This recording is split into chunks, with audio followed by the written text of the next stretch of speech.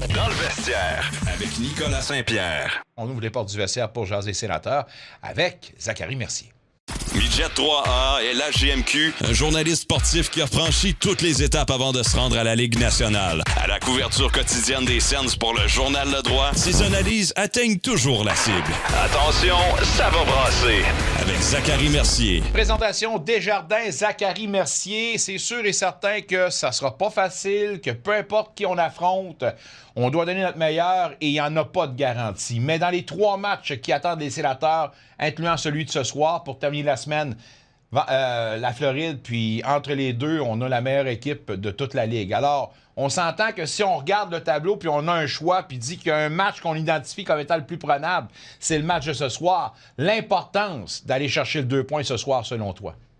Très, très important parce que, comme tu l'as mentionné, ce ne sera pas plus facile. Plus le voyage va avancer, plus ça va être compliqué. Plus les autres équipes, écoute, c'est 2 solides formations, surtout l'Avalanche du Colorado qui est en train de battre tous les records de la Ligue nationale de hockey. C'est impressionnant ce que cette équipe-là est capable de faire. Mais c'est surtout aussi, au niveau des gardiens de but, on n'a pas une énorme profondeur. On se doit d'aller chercher une victoire aussi. On ne sait pas encore qui...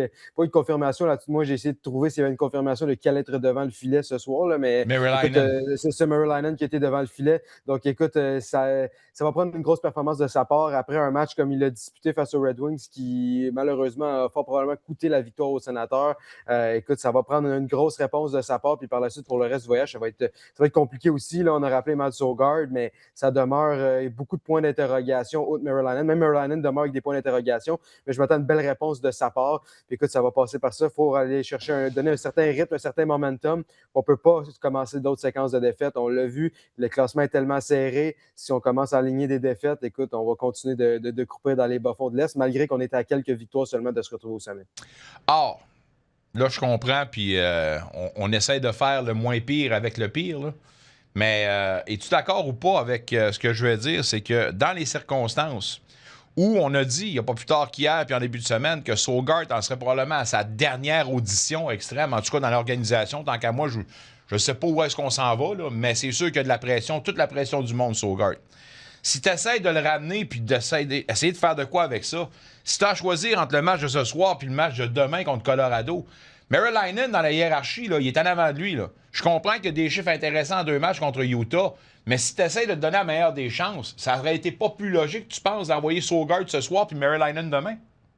Oui, mais dans un sens, tu veux la victoire. Est-ce que tu veux justement gambler avec un gardien que tu ne sais pas trop? Oui, peut-être une opportunité, mais est-ce que ça pourrait coûter la victoire si justement il y a une mauvaise sortie? On y va avec la personne de confiance. Puis, écoute, demain, peut-être qu'on la voit un peu à l'abattoir aussi. Là. Écoute, je pense qu'il y a n'importe quelle équipe qui s'en va au Colorado le sait que ce ne sera pas une soirée facile, surtout pas pour un gardien qu'on lui tentera de donner une chance. Est-ce que ça sera son seul et unique test et son dernier test? Peut-être pas. Est-ce qu'on va décider d'y aller avec Merilainen lors d'un back-to-back? Peut-être, mais écoute, c'est pas nécessairement la tendance dans la Ligue nationale. Mais pour moi, on veut s'assurer on veut se donner le maximum de chances d'avoir une victoire. On ne va pas nécessairement parier ou gambler avec Sogaard devant le filet ce soir. Donc, je peux comprendre un peu cette décision dans ce sens-là. On a jasé avec notre ami Renaud Lavoie hier, puis je lui demandais si le téléphone de Marc-André Fleury sonnait à ce moment-ci, provenant surtout du DG Steve Staios. Marc-André Fleury est-il pour toi une solution pour aider la cause des sénateurs? Ben, c'est certain qu'il pourrait être une solution, mais est-ce que c'en est une réellement? Est-ce qu'il va véritablement tenter un retour au jeu? Je ne sais trop pas. Écoute, tu as tellement fait un dernier adieu de brillante façon avec les Penguins de Pittsburgh. Ça a été fait avec grande classe. Un match hors concours avec ses anciens coéquipiers. Vraiment un dernier salut grandiose. Donc, je verrais mal un peu pourquoi il décidait de revenir si jamais les choses ne vont pas bien. Écoute, je pense physiquement, il serait encore capable de donner peut-être des bons services, ou à tout le moins pour finir la saison.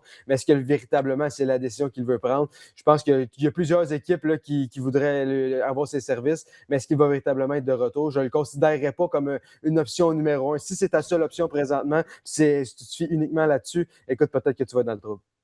Oui, c'est garanti, mais ça ne court pas les rues, les gardiens, en ce moment. Puis, il n'y a personne qui va faire un cadeau. Il y a quelques équipes qui ont l'embarras du choix avec 3 gardiens dans leur alignement. Canadien de Montréal, mais je dis ça comme ça. Je ne sais pas si on sera capable de danser avec un rival de division. On a peut-être soulevé la possibilité, hier, encore une fois, avec Renaud, mais je vois mal comment, justement, un rival irait faire un cadeau pour aider la cause d'un membre de sa même division. Ben, On s'en reparlera un autre tantôt parce qu'il y a d'autres choses intéressantes sur le sujet aujourd'hui, les sénateurs, les remaniements de trio. Là, on en voit, là. Puis écoute, j'ai rien contre ça parce qu'on va se donner offensivement la meilleure des chances. Cousins à l'aile droite, Stützle, Batterson, Tkachuk, Pinto, Zetterlund, c'est votre top 6. D'accord avec celle-là ou pas? J'ai hâte de voir. Écoute, on dirait que les trios changent assez régulièrement dans les dernières rencontres.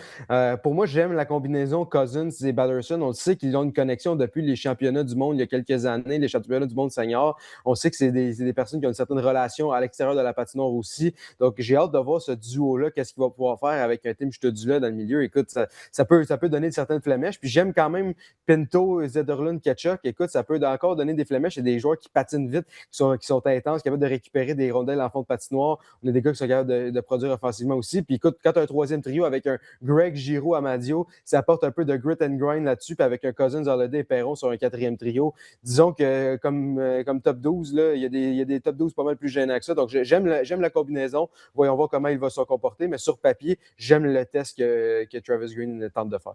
On va essayer. Moi, encore, j'essaie de comprendre un peu la tangente, parce que si on a aimé ce qu'on a vu des matchs précédents avec les compositions de trio qu'on avait, pourquoi changer ça?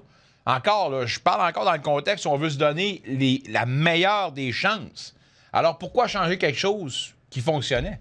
Parce que les chances de marquer étaient bel et bien là contre les Red Wings de Détroit, avec les trios composés qui n'étaient pas les mêmes d'aujourd'hui, là. Écoute, je m'avance, mais c'est peut-être brouiller des cartes, tenter des nouvelles choses, tenter de mélanger. Est-ce que les trios vont revenir comme il était lors du dernier match après une période? Ça se pourrait très bien. Ouais. Écoute, il y a différentes façons de l'aborder. Je pense qu'on tente différents trucs. On essaye de relancer un peu tout le monde, trouver véritablement la formule gagnante. Écoute, les Sénateurs, oui, ça a bien été. Ils n'ont pas remporté le match. S'ils avaient remporté le match, peut-être qu'ils auraient décidé de garder ces trios. Des fois, c'est simplement de faire quelques petits changements. Mais écoute, voyons voir. On a quand même de la flexibilité. Puis aussi, sur le troisième trio, on a un Greg et un Giroux. Écoute, les deux peuvent prendre des mises au jeu, chacun de leur côté aussi. Ça apporte une certaine flexibilité. Même chose sur le premier trio, où est-ce qu'on a un gaucher et un droitier qui est capable de prendre des mises au jeu. Il y en a différentes flexibilités là, à la ligne de centre dans la formation des Sénateurs. Puis ben, des fois, on peut le voir. Puis si on voit que Cousins est peut-être plus ou moins à l'aise à l'aile, il ne connaît pas nécessairement un bon départ, que je ne suis pas inquiet qu'ils vont le replacer au centre puis qu'on va justement remanier ces trios-là. Donc, c'est des trios sur papier, mais à l'intérieur d'un même match. Là, écoute, j'ai bien hâte de voir de quelle façon les trios vont tenir. Est-ce qu'ils vont tenir du début à la fin? Là? J'aime Claude Giroux pour ce qu'il donne depuis ses débuts avec les Sénateurs, depuis ses débuts en Ligue nationale de hockey. Mais force est d'admettre que même à l'âge vénérable, il est rendu à quel âge? 37, 38? Il est en 36, lui, hein? 36, c'est pas 38, hein? En tout cas, il est vieux par rapport au choix de Ligue nationale de hockey. 37 ans, Nick. 37 ans, oui. Bon, il s'en va à 38 ans, ouais, c'est ça que je pensais. Le 12 va avoir 38 ans, là, donc ça va être sa fête là, bientôt. Où je voulais en venir, c'est que même à l'âge vénérable de 37 ans, il est encore capable d'en donner et de bien des facettes, que ce soit à l'efficacité au centre, mais également à l'offensive. Il traverse une belle séquence en ce moment, 10 points à ses 9 derniers. Quand même le fun de voir que le 28 est tout le temps là, puis gars, peu importe, vent et marée, tempête, pas tempête, lève les bras, puis moi, je suis là. L'expérience, ça ne s'achète pas, Nick. Puis, écoute, tu sais plus bien, plus que n'importe qui ici, là, écoute, ça ne s'achète pas, puis ça paraît. Tu sais, c'est le genre de joueur qui est capable d'avoir une constance dans ses performances, qui apporte tellement au-delà de simplement ses points. Là, il traverse une bonne séquence, mais juste pour ce qui amène dans le vestiaire, à l'extérieur de la patinoire, les petits détails, les intangibles, c'est énorme ce qu'il peut apporter un Claude Giroux à une équipe de la Ligue nationale de hockey. Puis écoute, c'est un bonus, c'est capable de produire encore une fois. C'est comme on dit, il n'y a pas beaucoup de joueurs. Là. Il y a lui puis David Perron là, comme vétéran, un peu dans la même trempe, un peu dans le même type d'expérience. Écoute, c'est de l'or en bord d'avoir ça avec une formation. Puis surtout, c'est ce genre de joueurs-là qui acceptent leur rôle, peu importe. On les a vus là, être barouettés un peu du premier au quatrième trio sur un deuxième. Ils ont passé un peu partout. Puis écoute, c'est des joueurs qui se présentent quand même soir après soir avec la bonne attitude, avec la bonne façon de jouer. Puis ça aide à élever une culture, à élever les jeunes dans la formation. Il s'appelle Tim Stützle, puis il va être un membre de l'équipe allemande aux prochaines Olympiques. Juste ça, est-ce que c'est assez pour lui de continuer sa séquence ce soir? Il est rendu à 13 matchs consécutifs avec points. Sa plus longue séquence en carrière est de 14 pour atteindre ce plateau aujourd'hui. Comment tu vois la situation pour M. Stützle? Ça se poursuit ce soir, la séquence?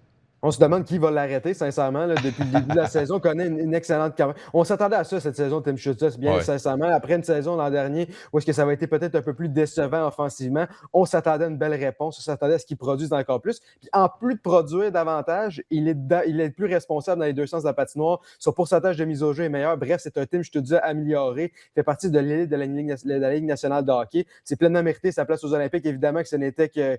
C'était assuré qu'il allait participer. Il pourra probablement avoir une lettre potentiellement sur son chandail malgré son jeune âge. Bref, il va être le meilleur joueur de l'Allemagne, tout de moins avec JJ Peterka, ce duo-là. Mais écoute, pour moi, Tim Stützle est inarrêtable dans les derniers matchs. Il trouve des façons d'aller récolter des points, il trouve des façons de se rendre utile, autant en défensive qu'en offensive. Donc pour moi, Tim Stützle, présentement, est le joueur par excellence des Sénateurs depuis déjà quelques semaines. Oui, JJ Peterka qui va affronter ce soir avec le Utah. Alors, hâte de voir ce tandem, peut-être sous un même trio aux Olympiques. En attendant, ce soir, petite prédiction pour la rencontre? Écoute, ça va être un match serré. Je vais y aller avec un 5-4 peut-être pour les Sénateurs ce soir. 5-4 avec 2 peut-être points. Avec l'extra plaisir. Peut-être l'extra plaisir aussi. Oui, peut-être l'extra plaisir. Peu importe les circonstances, il faut que le 2 points aille du côté des visiteurs ce soir. On en a grandement besoin. On s'en parlera autre tantôt, mais on n'a plus de temps à se parler. Diantre que ça passe vite quand on a du plaisir. Un retour sportif 100% local dans le vestiaire avec Nicolas Saint-Pierre.